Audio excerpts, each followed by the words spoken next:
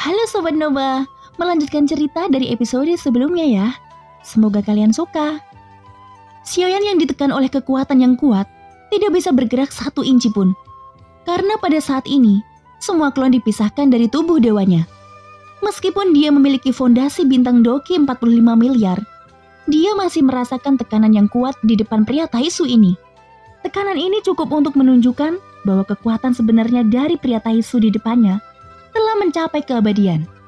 Selain itu, dengan kekuatan abadi yang diberikan oleh pelindung dewa palsu, dia dapat menampilkan keterampilan bertarung yang kuat. Sejak Xiaoyan berperang melawan Taisu, semua orang yang dilihatnya tidak memiliki jiwa. Dan yang terkuat dari mereka hanyalah Dewa Dao. Tapi orang di depannya berbeda. Jelas dia adalah pemimpin sebenarnya dari para prajurit Taisu ini.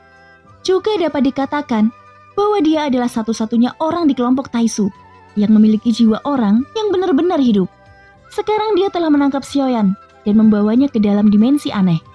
Awalnya dia tidak ingin berperang seperti ini. Tetapi berbagai perilaku Xiaoyan terus-menerus menyentuh garis bawah Taisu.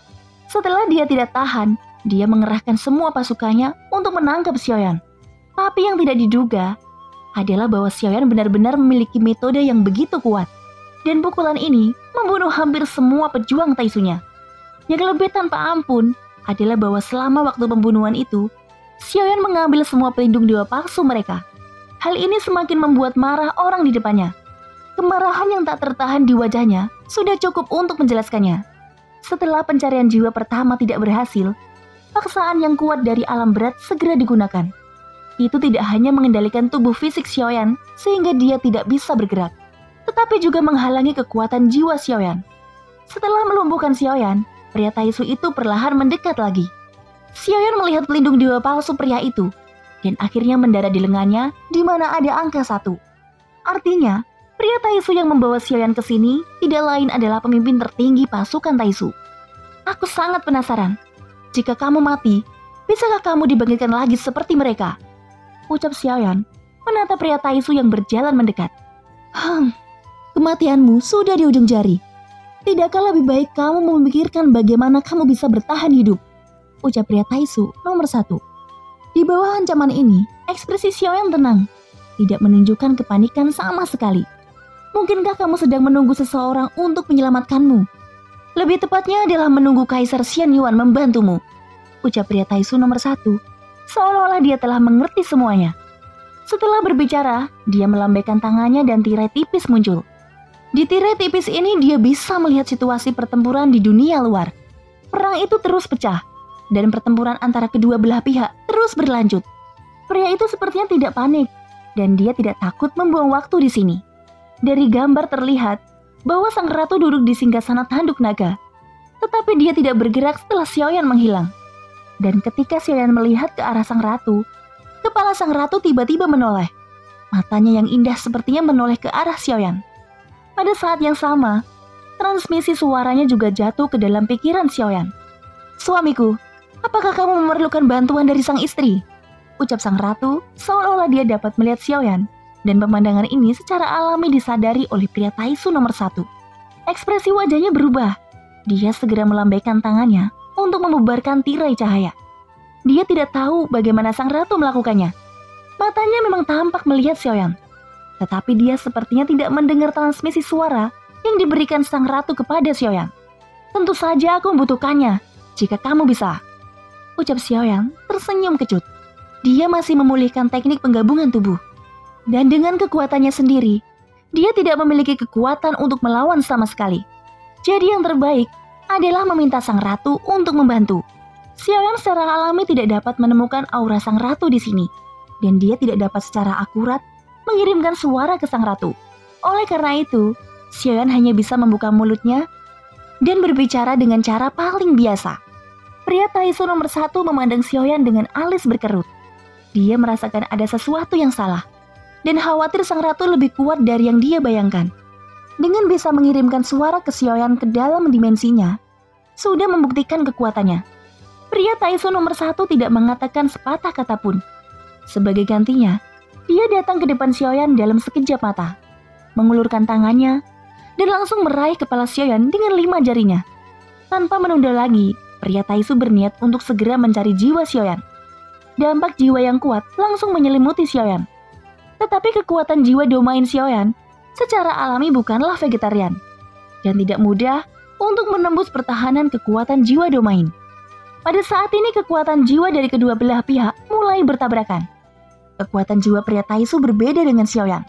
Kekuatan jiwanya tidak berasal dari dirinya sendiri seperti Xiaoyan, tetapi dari ribuan kantung darah di sekitarnya. Kekuatan yang kuat itu mulai dengan gila-gilaan merobek garis pertahanan yang dibentuk oleh kekuatan jiwa domain Xiaoyan. Wajah Xiaoyan berubah.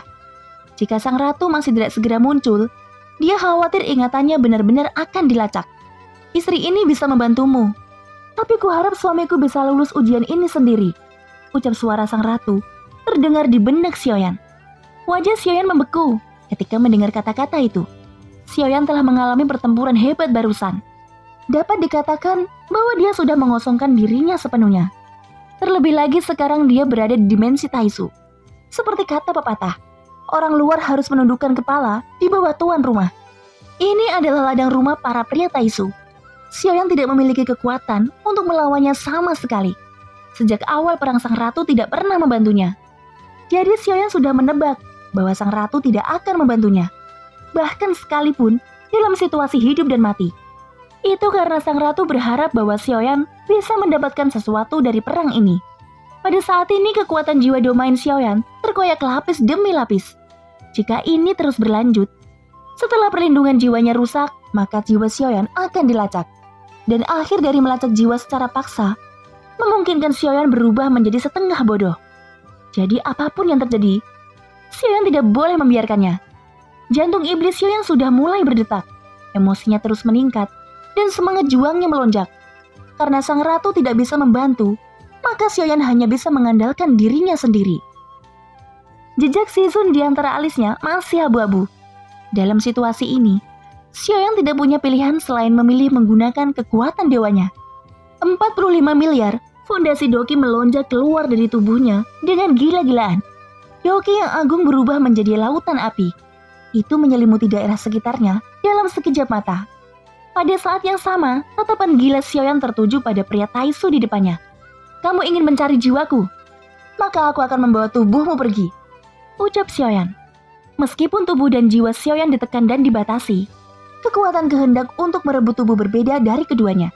Hanya saja, Xiaoyan sudah menghabiskan banyak kekuatan kehendaknya untuk merebut klon Yonghe, sehingga kekuatan kehendak untuk merebut tubuh belum sepenuhnya pulih. Setidaknya sulit untuk mengambil keabadian kaisar. Tetapi tidak ada cara lain yang lebih baik saat ini.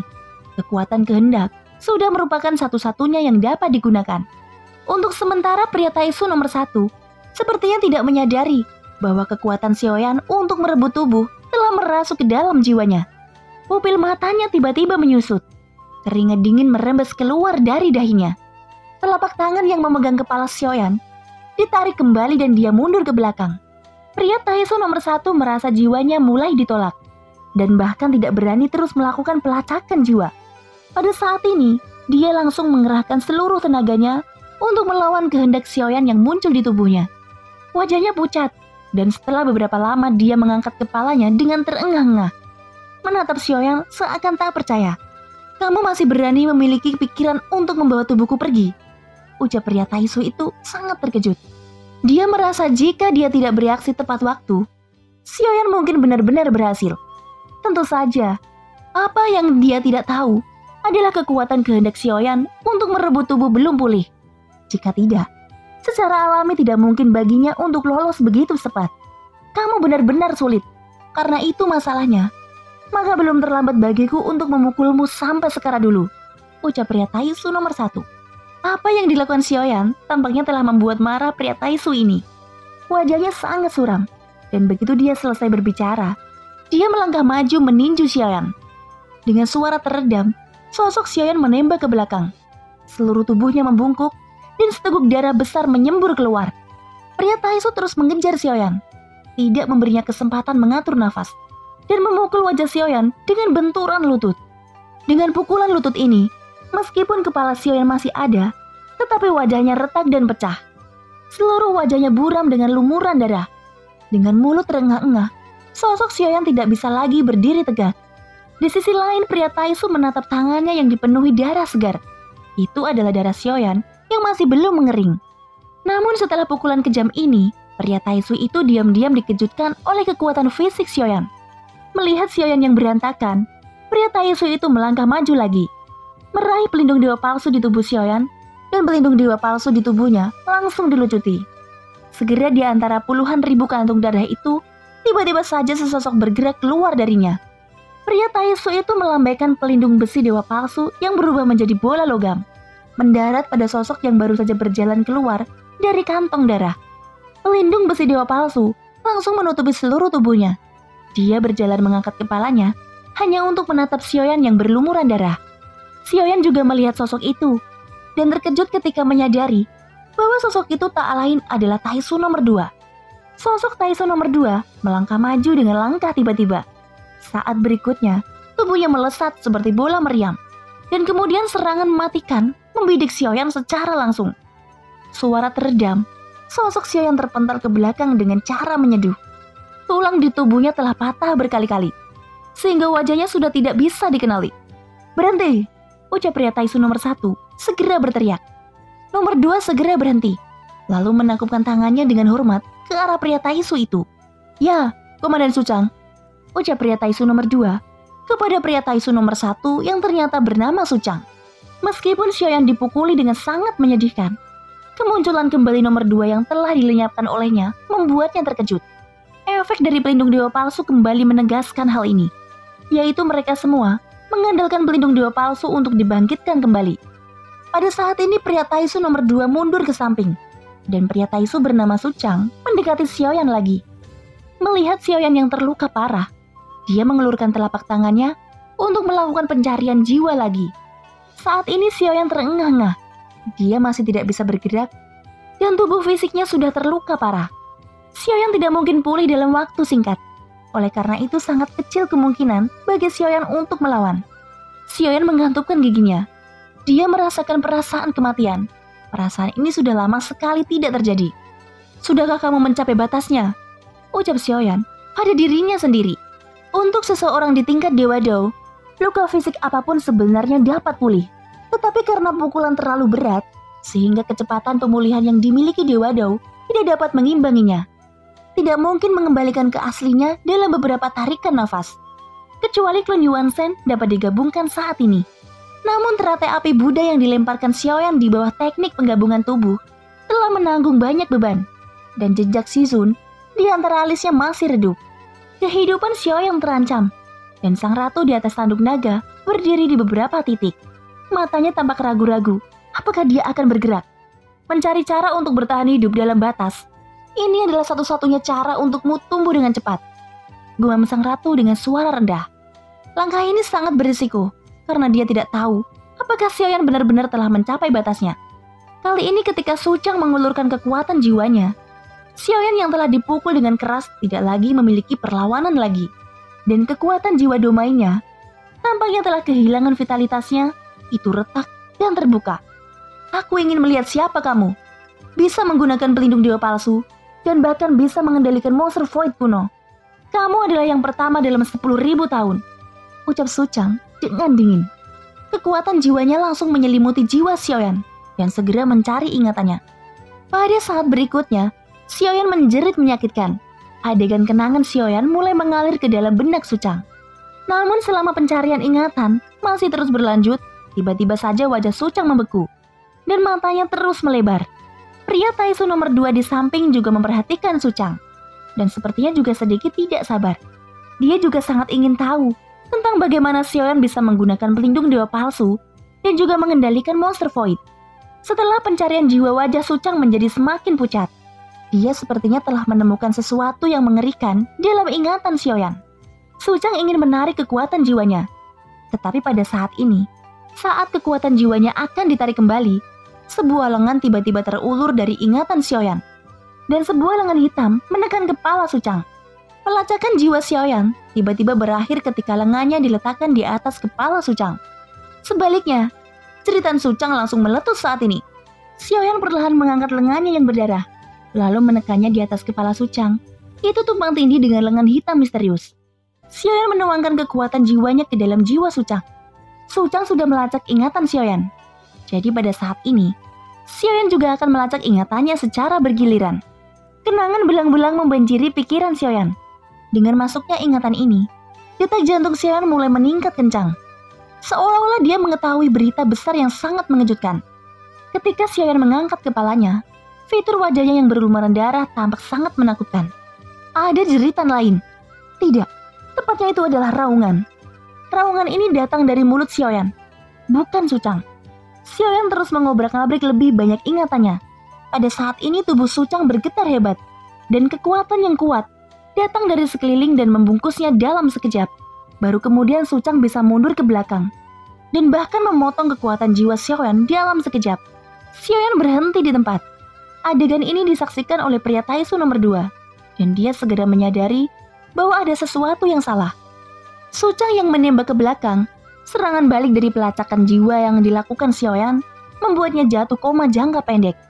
Nomor 2 menatap Xiaoyan, dan tiba-tiba matanya berkilat dengan niat membunuh. Melihat Suchang yang jatuh koma, nomor 2 tidak tahu apa yang terjadi di antara mereka. Cairan di tangannya perlahan mengalir dan berubah menjadi pedang panjang. 5 jarinya perlahan mengencang, dan bahkan membuat ide berani untuk membunuh Xiaoyan. Baginya keberadaan Xiaoyan merupakan ancaman terbesar, dan nomor 2 benar-benar takut akan penundaan. Jadi lebih baik segera menyingkirkan ancaman ini secara langsung untuk menghindari bencana lainnya. Kekuatan keabadian terus meluap dari pelindung dewa palsunya, dan menyelimuti pedang panjang di tangan nomor 2. Energi pedang yang tajam menelan bilahnya. Tuan Suchang mendadak pingsan. Orang ini tidak bisa lagi dibiarkan. Dia harus segera diberantas, ucap nomor 2. Dia nekat mengambil keputusan tanpa perintah dari Suchang. Mengambil keputusan tanpa izin sama saja dengan mengkhianati Taisu. Dan di Taisu, sama sekali tidak diperbolehkan membunuh dulu tanpa izin pemimpinnya. Itu sebabnya nomor 2 ragu-ragu begitu lama. Tetapi rasa ancaman yang terpancar dari tubuh Xiaoyan saat ini membuatnya merasa sangat tidak nyaman. Itulah mengapa nomor 2 bertekad untuk membunuhnya. Nomor 2 bergerak ke depan. Jaraknya hanya belasan meter jauhnya. Xiaoyan yang dalam bentuk terluka parah tidak mungkin dapat menolaknya. Pria Taisu nomor 2 mengangkat pedang di tangannya. Dengan kekuatan abadi yang kuat, menebas ke arah Xiaoyan. Ketika pedang itu jatuh, tanpa perlindungan dari pelindung dewa palsu, dan dengan kondisi Xiaoyan saat ini, itu cukup untuk membelahnya menjadi 2 secara langsung. Nomor 2 juga berpikir demikian. Karena Xiaoyan saat ini tidak memiliki kekuatan untuk melawan, dengan satu tebasannya, sudah cukup untuk mengakhiri hidup Xiaoyan. Bahkan jika aku mati, itu tidak jatuh di tangan seorang prajurit sepertimu, ucap Xiaoyan dengan suara berat. Tepat ketika pedang hendak memotong Xiaoyan, tiba-tiba saja sebuah telapak tangan menonjol dari kekosongan, menangkap ujung pedang panjang dan mengguncangnya kembali ke belakang.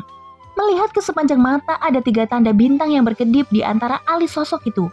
Penampilannya adalah sesuatu yang belum pernah dilihat oleh pria Taisu nomor 2. Tidak mungkin ada orang luar yang bisa memasuki dimensi Taisu. Lalu dari mana sebenarnya asal orang ini? Ucap terkejut pria Taisu nomor 2. Sosok yang menghalangi pukulan fatal bagi Xiaoyan adalah tiruannya, yaitu klon Yuanzhen. Dalam pertempuran sebelumnya, tidak peduli apakah itu klon Yuanzhen atau klon Yonghe, mereka langsung menyatu dengan tubuh utama Xiaoyan melalui pagoda emas dengan teknik penggabungan tubuh. Saat ini Xiaoyan benar-benar tidak punya pilihan selain membiarkan klon Yuanzhen mengambil tindakan. Pada saat ini jantung iblis berdetak kencang. Xiaoyan bahkan mengeluarkan sejumlah besar pil penyembuh dan memasukkannya ke dalam mulutnya. Tetapi kadar pil tersebut sudah lama tidak dapat memenuhi kebutuhan level Xiaoyan. Dan efek penyembuhannya secara alami sangat berkurang. Untungnya kecepatan detak jantung iblis menjadi semakin cepat. Aliran vitalitas kehidupan yang stabil menyembur keluar dari jantung iblis. Dan tubuh Xiaoyan yang terluka parah kini pulih dengan kecepatan tercepat. Tulang dan dagingnya pulih dengan kecepatan yang terlihat oleh mata telanjang.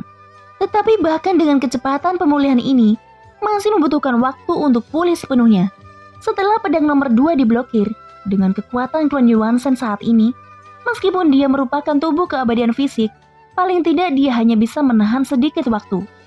Lagi pula kekuatan abadi yang dimiliki oleh nomor 2 sangat kuat, dan kekuatan abadi yang diberikan oleh 7 kristal merah di dadanya membuatnya memiliki kekuatan tempur yang baik. Oleh karena itu klon Yuanzhen hanya dapat menunda beberapa waktu untuk tubuh utama Xiaoyan. Ketika Xiaoyan mencoba yang terbaik untuk memulihkan kekuatan dewanya, tiba-tiba tekanan kuat datang lagi dari segala arah. Tekanan ini tidak hanya ditunjukkan pada dewanya, tetapi juga pada klon Yuanzhen yang melawan nomor 2. Sosok nomor 2 memanfaatkan ini dengan baik dan menusuk klon Yuanzhen dengan ganas. Klon Yuanzhen juga tidak dapat bergerak. Pedang panjang nomor 2 berhasil menembus dadanya dengan keras. Tetapi pedang panjang itu berhenti sebelum mencapai jantung klon Yuanzhen, seolah-olah menabrak pembatas besi yang sangat kokoh. Bagaimana ini mungkin? Kekuatan fisik macam apa untuk bisa melakukan ini? Ucap terkejut nomor 2. Dia langsung menarik kembali pedangnya dan segera menjaga jarak dari klon Yuanzhen. Aku khawatir kekuatan orang ini tidak buruk. Tidak hanya dia kuat secara fisik, tetapi dia mungkin setidaknya orang kuat di langkah ke-6 keabadian Kaisar. Ucap nomor 2 menganalisis di dalam hatinya. Pada saat ini suara teredam datang dari kejauhan. Su Chang yang terbangun dari koma bergerak maju dengan marah. Dia menunjuk Xiaoyan yang tidak bisa bergerak. Sosoknya mendekati Xiaoyan dalam sekejap. Telapak tangannya tiba-tiba terulur, dan kelima jarinya membentuk cakar tajam untuk menusuk jantung Xiaoyan. Xiaoyan merasakan rasa krisis kematian yang kuat. Sudah lama sejak dia merasakan urgensi seperti itu. Artinya ancaman yang datang sangat kuat. Tubuh utama Xiaoyan hanyalah tubuh dewa pertempuran. Meskipun jantungnya tidak fatal, tetapi begitu jantungnya hancur, maka luka Xiaoyan akan semakin parah. Selain itu, Xiaoyan dapat merasakan krisis yang begitu kuat dari aura Su Chang, yang menunjukkan bahwa Su Chang memiliki niat untuk membunuh Xiaoyan secara langsung. Ini karena upayanya untuk menguak detail Xiaoyan berakhir dengan kegagalan berkali-kali. Dan ketika dia berharap dia malah mendapatkan ingatan yang tidak berguna. Tidak hanya itu, pada saat-saat terakhir tadi, Xiaoyan berbalik dan melacak ingatannya juga. Sehingga Xiaoyan juga tahu hal-hal yang lebih dalam lagi tentang Taisu. Nomor 2, jangan tahan apapun. Bunuh dia dengan cepat. Dan aku akan mengakhiri orang ini dengan tanganku sendiri, teriak Su Chang. Meskipun dia tidak tahu siapa yang tiba-tiba muncul itu, dia mengesampingkannya terlebih dahulu dan hanya peduli untuk membunuh Xiaoyan. Jiwanya terluka. Tentu saja Xiaoyan tidak terkecuali. Tetapi dibandingkan dengan Su Chang, nampaknya luka jiwa Xiaoyan tidak terlalu terpengaruh. Ada dua alasan. Salah satunya adalah kekuatan jiwa domain Xiaoyan dapat menghasilkan perlindungan yang lebih besar bagi jiwa. Su Chang hanya melakukan sepertiga dari pelacakan ingatan. Dan apa yang dia dapatkan adalah beberapa bagian samar dari ingatan Xiaoyan. Sampai pada akhirnya dipotong oleh tangan hitam misterius yang tiba-tiba keluar. Munculnya tangan hitam yang membantu Xiaoyan tadi juga membuatnya diam-diam terkejut. Lengan hitam itu sangat aneh. Xiaoyan juga memikirkannya di benaknya. Tangan hitam itu sangat mirip dengan Shizun yang telah berubah menjadi bayangan. Namun kekuatan yang ditinggalkan Shizun pada Xiaoyan telah habis ketika dia membantunya mengambil klon Yuanzhen. Jadi kecil kemungkinan tangan hitam itu milik Shizun. Tangan hitam muncul dari jiwa Xiaoyan. Sepertinya itu adalah kekuatan yang tersembunyi di dalam jiwanya. Setelah Xiaoyan berpikir sejenak, dia tidak bisa mendapatkan jawaban yang akurat. Meskipun dia tidak tahu dari mana asal tangan hitam itu pasti ada hubungannya dengan Su Chang, yaitu untuk melindungi ingatan inti Xiaoyan agar tidak terungkap. Sangat mungkin ada cara yang ditinggalkan oleh Su Chang kepada Xiaoyan. Adapun kapan itu ditinggalkan, Xiaoyan bahkan tidak tahu. Su Chang yang melacak jiwanya tidak mendapatkan informasi yang berguna. Sedangkan ketika Xiaoyan mengambil kesempatan untuk melacak balik ingatannya, Xiaoyan mendapatkan beberapa informasi yang mengejutkan. Sehingga setelah Xiaoyan mengetahuinya, dia memancarkan kemarahan yang luar biasa. Ini karena Xiaoyan mendapatkan waktu spesifik serangan Taisu pada Senshi. Xiaoyan pikir masih ada waktu, tetapi Xiaoyan menemukan dari pencarian jiwa Su Chang bahwa Taisu sudah menginvasi Senshi dan mengambil kehampaan barat sebagai titik terobosan untuk memasuki kehampaan barat terlebih dahulu. Dunia Senshi dibagi menjadi 4 kehampaan. Kehampaan barat, kehampaan timur, kehampaan selatan, dan kehampaan utara. Kehampaan utara adalah tempat dunia bawah berada. Kehampaan timur adalah tempat aliansi abadi berada. Kehampaan selatan adalah tempat kuil kuno berada. Itu mereka kehampaan terbesar dan terluas di dunia Senshi berada. Adapun kehampaan barat, itu tidak lain adalah tempat benua Doki dan benua Dodi berada, yang merupakan tempat tinggal Xiaoyan berasal. Dan Xiaoyan lahir di sana dengan semangat juang yang hebat. Kehampaan Laut Barat adalah yang terkecil di antara 4 lautan kehampaan, dan hanya ada sedikit planet tingkat tinggi di sana. Bisa dikatakan lautan kehampaan terlemah di antara kehampaan di dunia Senshi. Meskipun itu adalah lautan kehampaan terkecil, tetapi sumber daya yang dikandungnya masih sangat agung. Taisu ingin bertarung melawan Senshi, dan menurut gaya bertarung Taisu, ia ditakdirkan membutuhkan sumber daya yang sangat besar untuk mendukungnya. Jadi mereka memulai memimpin dengan menguras sumber daya di kehampaan barat, yaitu benua Doki dan benua Dodi. Dengan kata lain, mereka ingin menggunakan sumber daya kehampaan barat untuk mendukung perang dan menyerang Senshi. Inilah mengapa setelah Xiaoyan mendapatkan ingatan Suchang, tubuhnya memancarkan aura yang sangat kuat. Dan justru karena setelah mengetahui hal ini, pikiran Xiaoyan saat ini tidak bisa lagi tenang. Jantungnya yang asli berdetak sangat kencang. Thank you guys sudah mendengarkan ceritaku sampai akhir. Dan di episode kali ini, Xiaoyan masih terus-menerus perang melawan Taisu guys. Belum tahu nih endingnya seperti apa. Jadi, jangan lupa ikutin terus kelanjutannya. Sampai jumpa. Bye-bye.